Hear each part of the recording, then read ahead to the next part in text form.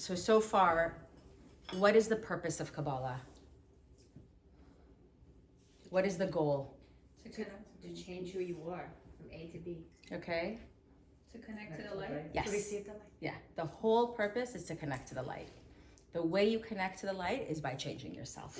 Okay. So everything you're doing, every relationship you have, every hardship, every challenge, all of that is just an opportunity for you to connect to the light. What did we say we do whenever we're approached with a challenge? Pause. Yes. What a pleasure Yes. Why? What is the pleasure? to be able to experience that and to know that it's here to propel us forward. Yes. The pleasure is that we have the opportunity to access the light and shift our destiny. So that's the pleasure. When we're pausing, what happens? What was that secret thing that we spoke about that happens only in the pause? You connect to the, what is it called? The one something? Yeah, okay. The Yes. 99? Yeah, the 90. The Okay, number. yes. What else? You shift either up or down. What? depending Yes, on when you exactly. pause, so you get closer to the creator. Yes, you shift your destiny in that pause when you're not reactive. But what I was looking to say is in that pause, Satan does not exist. So you're void of Satan. That's like a really magical moment. The moments that you should aim for are to find those challenges and like, yes, I get to have this opportunity. I get to shift. Okay. Pause. What a pleasure. Why is it in my movie? Okay. What are the types of triggers? We didn't discuss triggers? Do you mean your cocoons? No. Types of sugar? You have two. Mirror is Yes. two. Yes. There's mirror and like a general trigger. The mirror trigger is something that you have within you, or it could be just a general trigger. Okay. And then that gives you a clue so you could look inside. That transformation comes from there. What is the next step?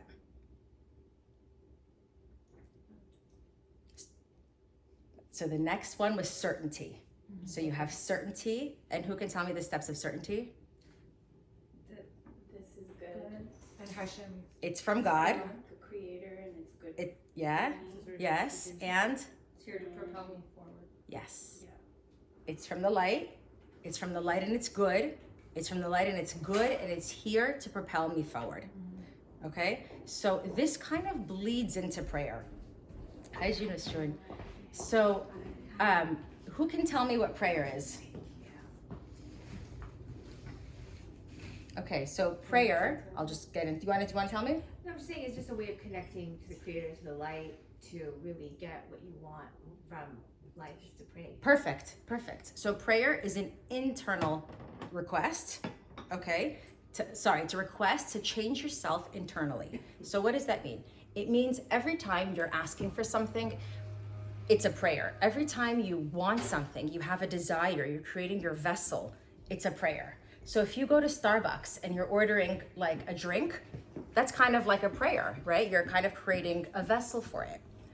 I'm gonna loop this in because not only is prayer creating that vessel, but every time you have a challenge, what does that also do? That's creating that vessel. So one way to bypass your challenges is by praying, okay? Which is like a crazy, hard to digest concept. So what are we praying for when we're praying? Health, happiness, joy. Things get better. Okay, so for things to get better, for health, for happiness, for joy. We're praying for things. We're praying for the light, essentially, different aspects, colors of the light. So what have we learned? We learned that the light is always there, right?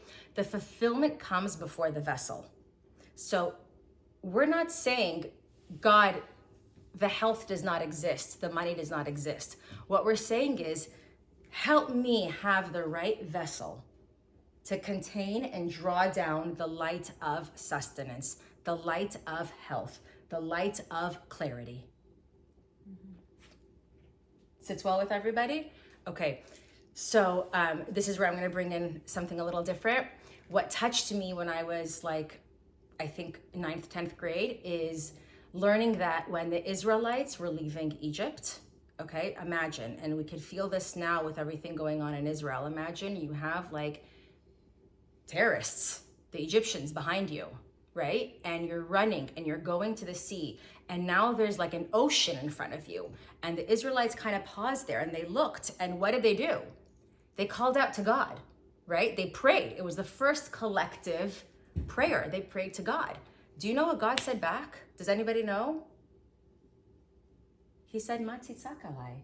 Why are you shouting at me? Why are you calling to me?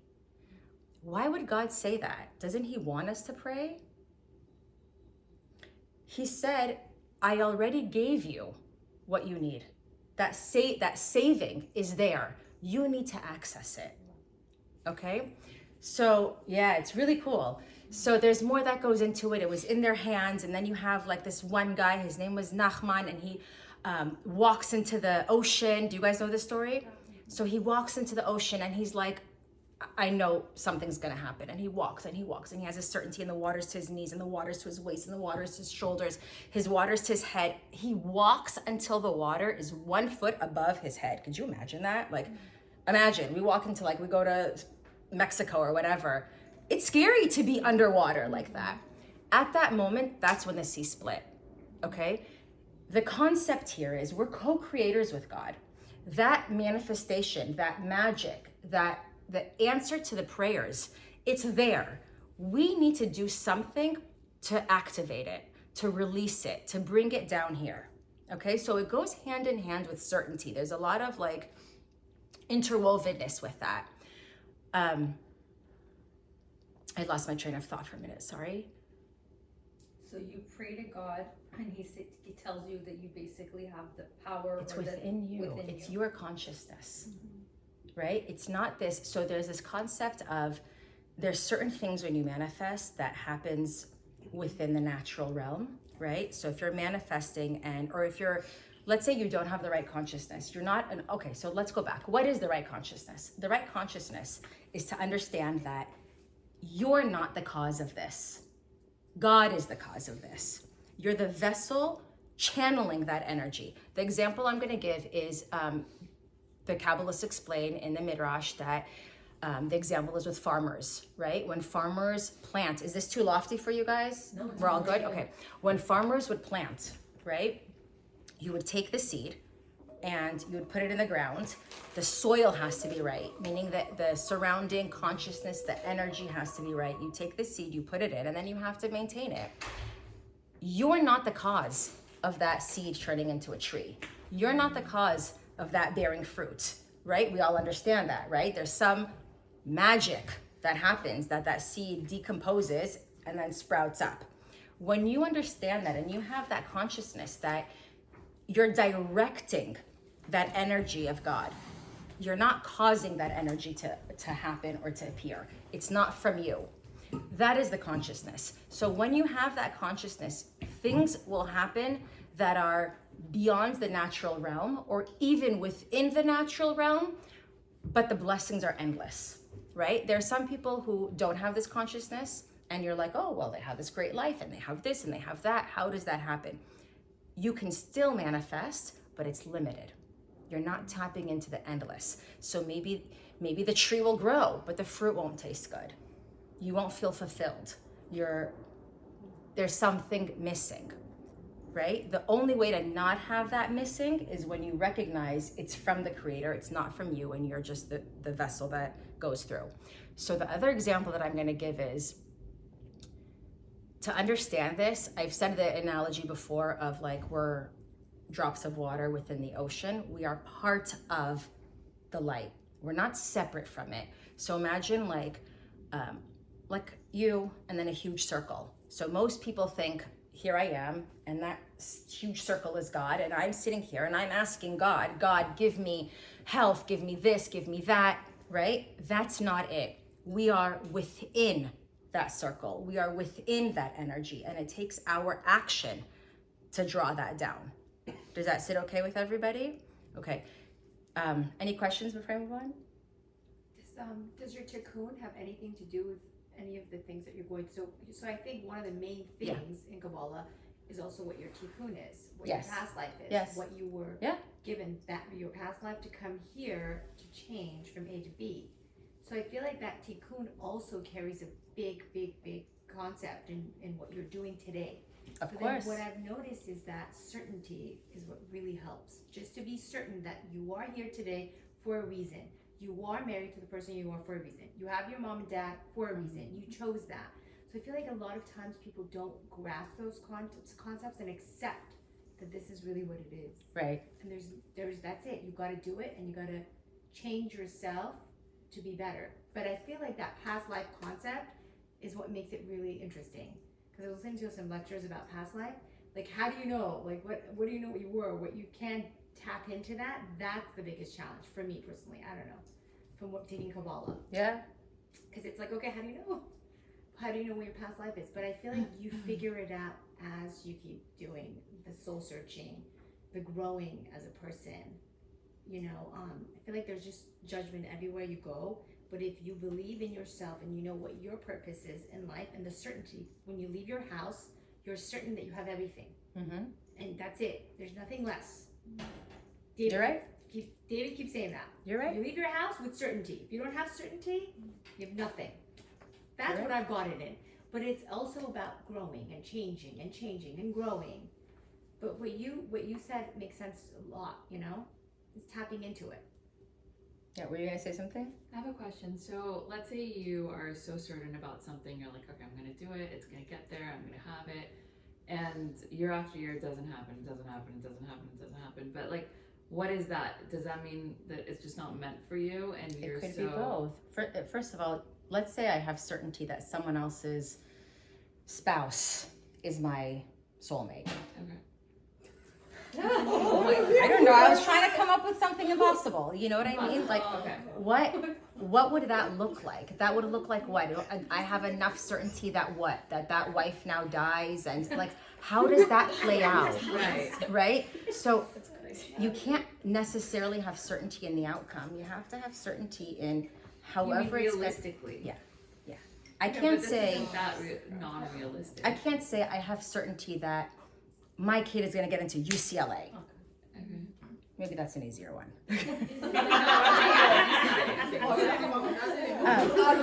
It wasn't anything. I was just trying to throw something like, you know.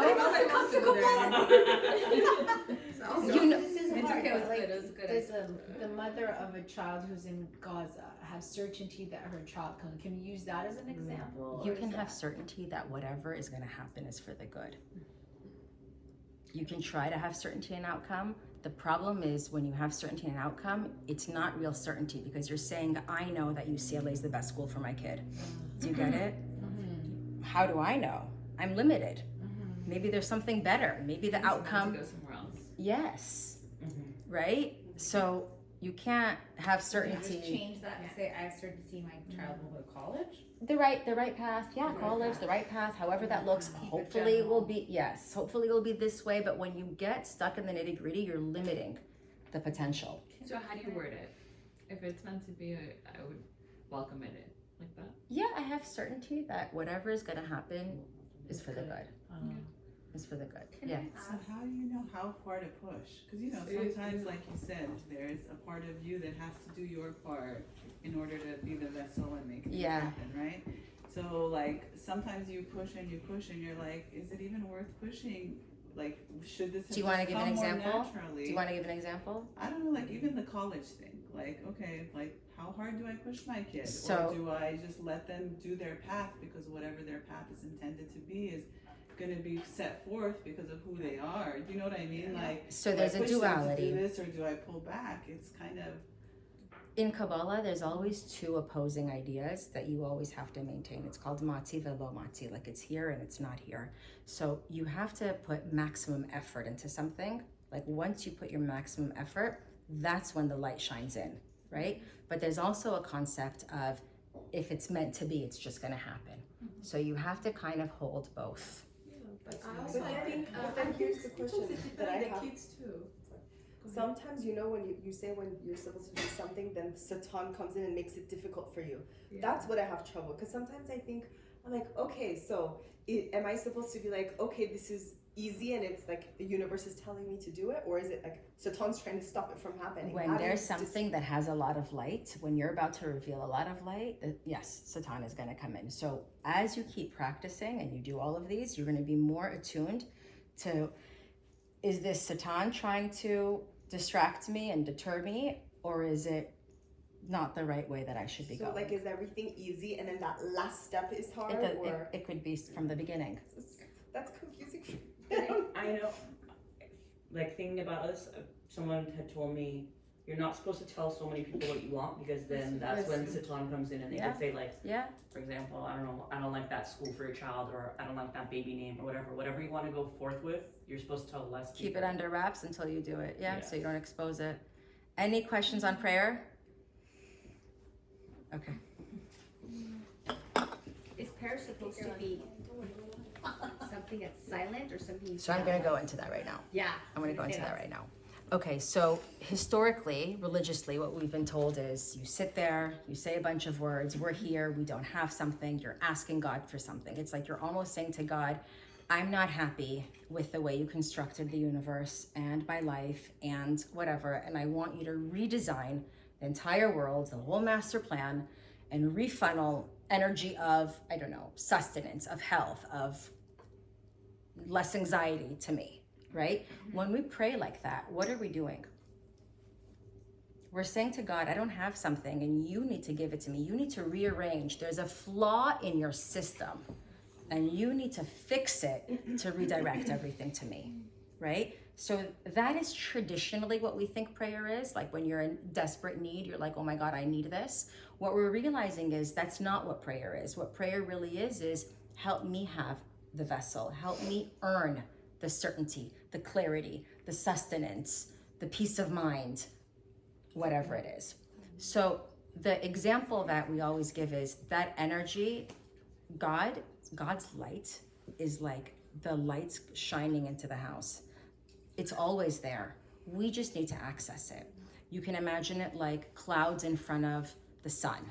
You can imagine it like your hands in front of your eyes. All you have to do is remove that layer. So imagine if I have a 60-watt bulb in my house, all the bulbs are 60, and I'm like, I need more light, it's not bright enough. Should I shout at the bulb? Should I pray to the bulb? Should I praise the bulb? Should I write stories about the bulb? What should I do? What if I call Edison and start yelling at them and say, I need more light? What are they gonna tell me to do? Change the bulb. Change the bulb. Change the bulb. You have a 60-watt bulb, put a 100-watt bulb. Put 120 watt, I don't know how the light bulbs go, but increase the vessel. So that is what we're trying to do when we're praying. When we're praying, we're trying to say, let us earn that larger vessel. Help us to earn. So what happens? You're gonna have more challenges. You're gonna have more challenges within that area.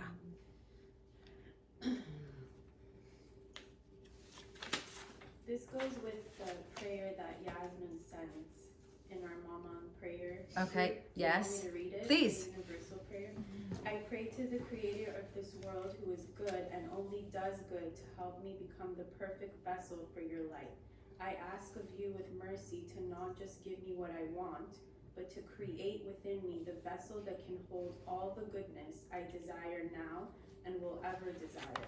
Give me the strength to only desire this desire above all else, and that I will always appreciate and be able to recognize that these gifts come from you. Yes. So what are we saying there? We're saying that we have certainty that it's all from God. We have that consciousness. And then the other thing that you're saying is whatever you give me is the right thing. It's for the good. You're not saying this, not this. Although we can say that, you just have to be open that that might not be the right thing for you. You can pray that your kid goes to UCLA, right? But or whatever else that's in his best interest. As we see, that was from David Guillaume, by the way. Yeah. He's the one. Yeah. I just typed it up, but he's the one who shared it. But as we start to like say that and daily, do we then start seeing challenges? Like if once I start like Yes, yeah okay. you are. Have you been seeing challenges? Ever since Yeah. I've been saying it daily, I feel like yes. Of course you are. And I'm working on allowing the experience of the challenges to kind of flow through me and out. But it's a process, Sitting I with feel it is like. the hardest Yeah. thing. Sitting with it, being in that place where that challenge comes and you're like, okay, I see this as the challenge. I see it's touching this part of my tikkun, and you feel uncomfortable Right. and you sit with that. It is the hardest thing. It's in that moment where you're praying, like, give me clarity. What do I do? Do I have a lawsuit? Do I not? Do I confront? Do I not? Do I tarbiat my kid? Do I not? Do I call the teacher? Do I not? Those answers are almost irrelevant until you do the work. If you don't know what to do, you haven't done enough work. Once you work on yourself enough and you sit with it enough, the answer will come. And it's so hard. It never gets easier. Right. I feel like the more we expand, would you say the challenges kind of get a little bit harder because our capacity grows for it? Yes. The example that I gave last round was when you have you first get married and you're in this like small little cute apartment. I don't know, I was in a small little cute apartment. I was in med school, 500 square foot. And then you have these cute little furniture. And then what? You move into a bigger house. That little furniture doesn't fill it and it feels empty. But why is it empty? It's only empty because your vessel got bigger, right? So every time your house is bigger, you don't have enough furniture to fill it, you feel void. You feel void. You feel void. So you always have to level up, and that's what happens when you have kids and you go through postpartum. What happened? You got this huge baby, this blessing, but you feel this lack. Why? Your vessel just doubled, right? You get married, your vessel doubled, but you feel this like post-wedding blues that no one talks about.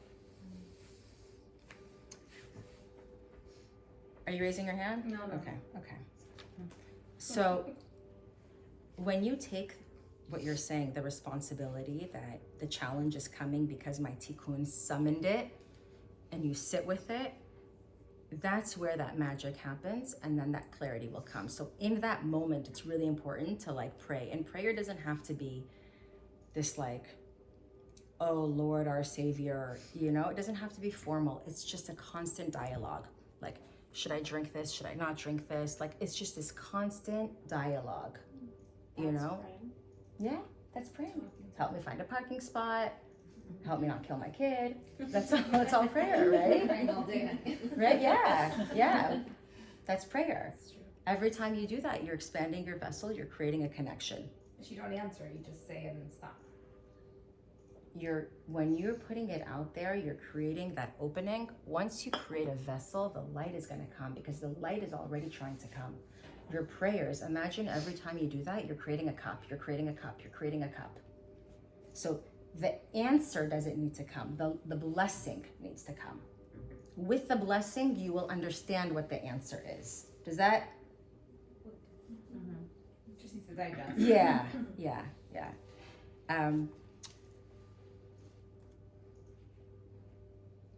Okay.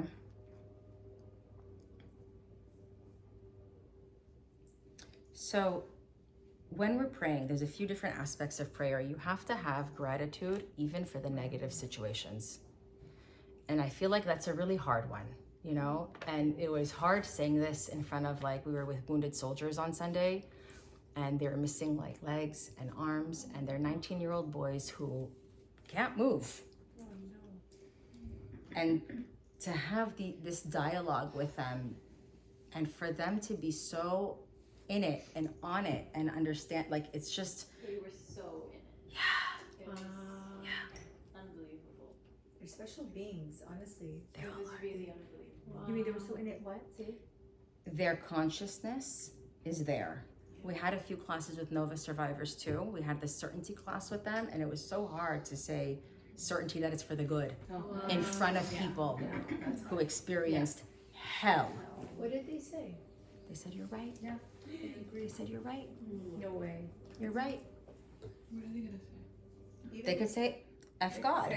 No, they could be angry. They Yeah. could take it the other way. Yeah, they could say, what do you mean? I don't buy it. Absolutely.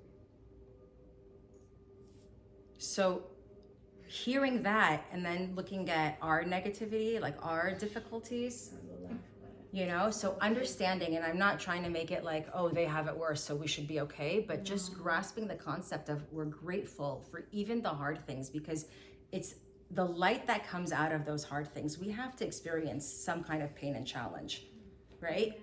That's how we learn. That's how we grow. That's how we connect. You also want to pray for clarity as to how detrimental certain things are for you. For example, let's say someone has a drinking problem, a gossiping problem, binge eating problem, whatever it is, shopping problem, right? You're only going to change when you can recognize how detrimental that is for you. Because if you understood all of those instances, you're being reactive. If you understood that that reactivity is completely disconnecting you from the light and the loop that it has, you would no longer do it. So you're praying to understand how detrimental it is. You're praying for gratitude for the negative situations. And then we said this, but I'm going to say it again. I feel like we're going in circles, but every time that need comes up, every time you have a desire, you're praying, you're asking, you're creating that vessel. So that light is there. Your prayer asks for a vessel. The first word, when we say prayers, how do prayers work? Like formal prayers. What is the first word of Hebrew prayers? Yeah. What does Baruch mean? Bless. We know it as blessed. Do you know the other word for it? It means to pool, to gather. What are you doing, in fact? You're gathering, like the blessings. You're gathering, right? To create, to have that concept, to have that togetherness. The other thing that I'm going to share is the first letter of, how are we doing on time? The first letter of the Hebrew alphabet, now that you guys have a little bit of background, is Aleph. Everyone knows the Hebrew letters? So what is Aleph? You have a Yud, okay? The Yud is like this tiny little floating thing, right? The Yud represents the light. It's that energy of sharing, right? You have a Yud on the bottom, a Yud on the top, and then what do you have in the middle? You have a Vav. What does Vav mean in Hebrew? If I put a Vav, a Ve, in front of a word, what am I doing? And it's a connector. So you're connecting the upper and lower words. That's Aleph. That's unity. That's God. That's our totality. That's when we're pooling everything in for the blessing. That's recognizing that we are in that bubble. We're in that circle, right? Bet. So bet is immediately not one, right? So it already has this like separation aspect of it. The way it looks,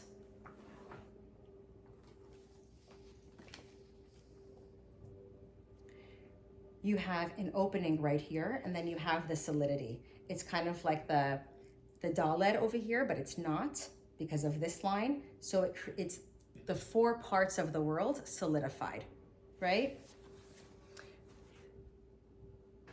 Because two is not one, it's the tikkun of two to unite.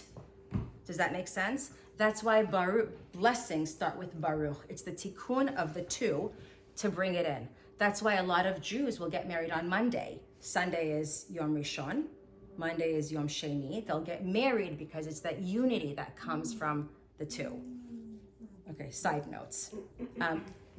Any questions, comments? A side note, for the Torah starts with Bereshit. Correct. And Correct. they didn't, of all the letters, the bet got to be the beginning of the Torah because it starts with blessings. So that's why God picked Bereshit. Yes. He didn't pick Aleph as the first letter. He did Bereshit. It's the connector. It's tikkun to bring in. Yeah. It's cool, right? We have more time, but I went over my stuff, but I'm going to go over things that I didn't really plan. When we're saying blessings, there's kind of like a disconnect sometimes when we're studying this type of Kabbalah, and then we're like, okay, but we go to Emek, we go to Chabad, and we're hearing to say these blessings before we eat food. Anyone know what that's about? Anyone want to know what that's about? Okay, so who knows the blessing before drinking liquids? Can you say it for me? Amen. So what that happens is, why does it have to be those words? Your blessing. Why? Why can't I just say, thanks God for water, cheers? You're blessing the liquid, which will supply you with the energy needed for you. Correct. But why does it have to be those words? Why can't I do it in my own language? Why can't I do it in Chinese? So it's first of all, it's God's language, and then you're saying Baruch Atah Hashem. So you're saying, bless you, God, for providing sustenance to my soul that I'm gonna intake right now. I'll take it a step further. So the world was created with words, right? We said at the last class, abracadabra, I speak, therefore it happens, right? So the world is created with our words. Hebrew words intrinsically have power. Their shape has power. That's why it's important to follow along, okay? And their combination has power. And the way I explain this to my kids, it's kind of like a phone number. I know we don't really dial numbers anymore, but you can have the best of intentions, but if you dial the wrong number by one digit or an email address by one dot, you don't get the right person, right? So these codes are codes that infuse energy into what we're doing. And you're absolutely right. It's not infusing, the light exists in here already. What it's doing is it's connecting me to be able to receive and activate that light within myself. That is the purpose of a blessing. But what if you say the blessing in your own way but have the same intentions? You're 70% there, right? It's good, it's great, it's better than not having that consciousness, but there's also something about the Hebrew language. Is it, if you don't know it, should you skip it? Absolutely not. Having that consciousness, I'm saying 70%, what do I know? Maybe it's 80%. But if you're a religious person and you say that blessing before you want to drink or you want to eat, and you just say it, Yeah. you know, it's not going to give you It's the not the energy. same. It's not You the have same. to actually have the Correct. intention Correct. of wanting to Correct. get that energy, right? Correct.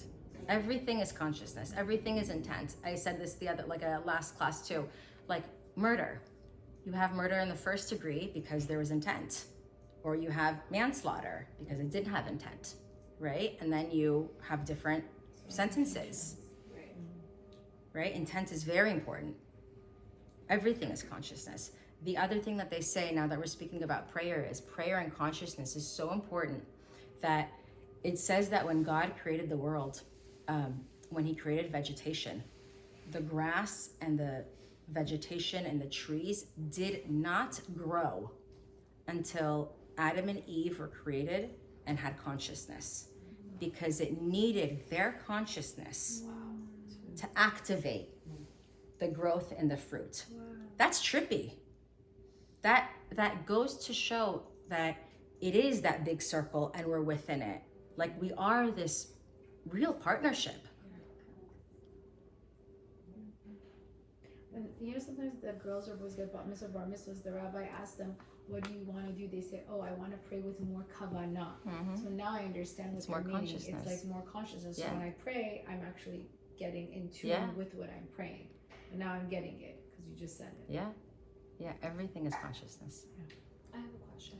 So would you say that it's more meaningful to pray in Hebrew rather than English? Yeah, even if you don't fully understand Hebrew. 100%. How much do you fully not understand Hebrew? I probably only understand like 25% when I'm reading. Okay, 25% is great. I understand 0. Yeah. Okay. Where I can do it in Hebrew, I do. Where I feel like I'm going to skip the Hebrew because it's too difficult, I'll do the English with intention. Okay. But the goal should be to get to the Hebrew. What if you're reading the Hebrew but in the English dialect? That's okay. Well, it's not optimal. Try translation. That's Get- what I'm asking about though. get the one where the Like the end of the clock that has the So, like, English yes. underneath. Like kabed, Like K-A-B-E-D. R-O-E-A-R. get the Like ones. that. There's some like Shalom has a siddur where it's in Hebrew and then the transliteration is right under it, so you could kind of your eyes could. So is that Glance better at than both. reading it in the broken down English? Like It's always better to also look at the Hebrew. I was told even if you follow the letters Yes. in Hebrew, you're getting Your like eyes absorb major it. points. It's like just following it. Okay. You want to bank the light. So So it's like what you send out to us. But when we do read the end of the clock, with what intention should we be reading it? Okay, so people ask this a lot. I feel like when you're listening to the shofar, when you're listening to Torah reading, I wouldn't even sit there and limit the intention. Just open. Okay. Just open. Just God knows. You don't know. Just be open. You're just the vehicle. You're just the vessel. You can't, like, what do we know to dictate, to say? Just let it go through, whatever needs to come in. I posted something on the group chat. Can someone pull it up? Oh, I thought it was an accident. No. From Taylor Swift. Song. Yeah. No. Please, Can you read it out loud? please, I've been on my knees. Change the prophecy. Don't want money, just someone who wants my company. Let it once be me. Who do I have to speak to about it? They can redo the prophecy, and I sound like an infant. Do you understand what she's saying? No. She's saying, who do I speak to redo the prophecy? This song is her new song. My daughter was playing it for me. I think it's called Prayer. And she's saying exactly what we said in the beginning, where, God, you got it wrong. Redo your prophecy. I don't like how my life is going. Who do I need to speak to redo the prophecy? I think the top says the prophecy. I think that's what it's called. So that whole song, if you guys want to look it up, I just took a snapshot of that one part. But it's what we view. It's how society views prayer. I don't have something. I'm on the outside. I'm summoning something that I don't have. Where we do have it. You just have to tap into it and draw down the energy towards it. I feel like I'm not saying the farming example enough. I feel like I really need to hone it in, so I'm going to go through it once more. The farmer, when he's farming, he doesn't cause the tree to grow. The light creates the environment, right? You have the environment. The light is always there. The electricity is always there.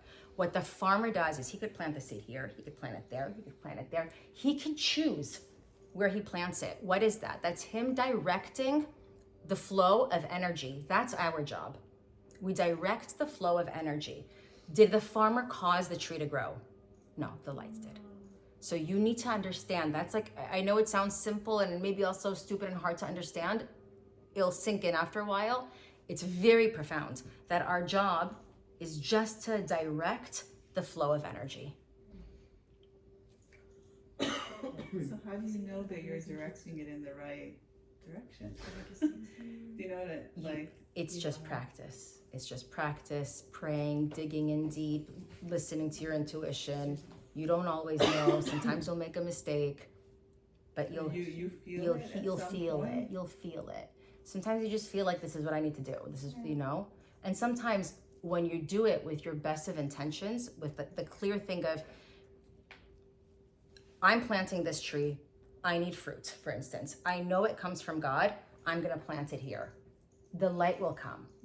The consciousness of understanding that the soil, the light that's always there is from God, right? And that your job is only to direct it. The blessings will also follow. Does that make sense? Did I answer it? It doesn't, because I think like there is soil that's not good, right? And there's plenty of in our lives. Yes. Many metaphorical seeds Correct. that we plant that never flourish and never grow. So the question is, how do you preserve the energy to do the useful planting versus all the energy we waste on the part that's not fruitful? Can you give an example in your life, a concrete example that we could workshop? Like even friendships, like you meet so many people in your life, and there's certain friendships you give a lot, and then at the end you see really wasn't worth all that effort. And then other friendships, and you maybe didn't invest enough, and then over time you realize this is where I should have put my energy, this is where I should have put my effort. So it's like being able to know where to put that energy and that effort and that consciousness is... Well, you'll see that as your life goes. Maybe in that moment you didn't have the capacity to see it, and that's okay. Some friendships are, I know it's not a positive or popular thing to say, but some are there for a season, and that's okay. To teach you something? What can I tell you? So maybe by you having that friendship that you realized wasn't worth it is what made you realize you need to Step up your game. and then be more careful with, or like with, right, if you You've didn't had to have that experience that with experience. that person, you would just be giving to everyone. Does that? Yeah. Right? It helps you protect yourself. It helps you understand that, hey, wait a minute, maybe I shouldn't give everything to everyone all the time. Like, let me wait and see who's worthy of giving. And every experience is there for your growth. So if you feel like you invested in a friendship that wasn't the right thing, I'm sure you learned from that experience. And like she was saying, even people you're in an elevator with, you have past life tikkun with.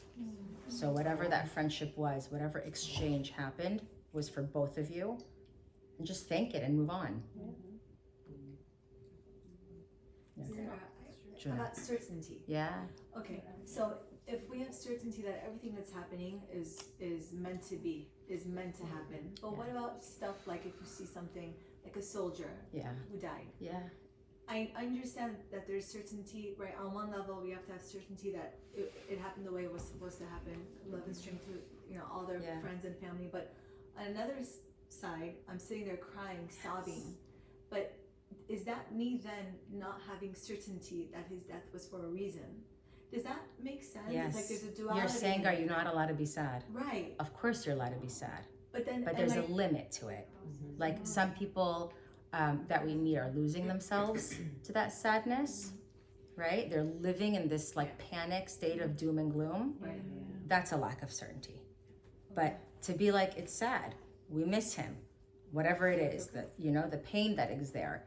However, understanding that was his time. Okay. And when we do release the sadness through tears, cries, whatever, It's okay. do we during that time open ourselves up to negativity for Satan to come in during that time? Okay. It depends on how you're crying. Okay, so there is a concept, and it's interesting that you ask, that when you're sad, it's like the worst thing in the world because you lack certainty and you do open yourself up to Satan. But I don't believe our normal sadness is that. Okay. My understanding, and I'll double check and get back with you, is that it's this like extreme doom and gloom. I reject that there's anything else going on. Not our normal like, boo-hoo-hoo, it's sad, I'll get back up tomorrow. Okay.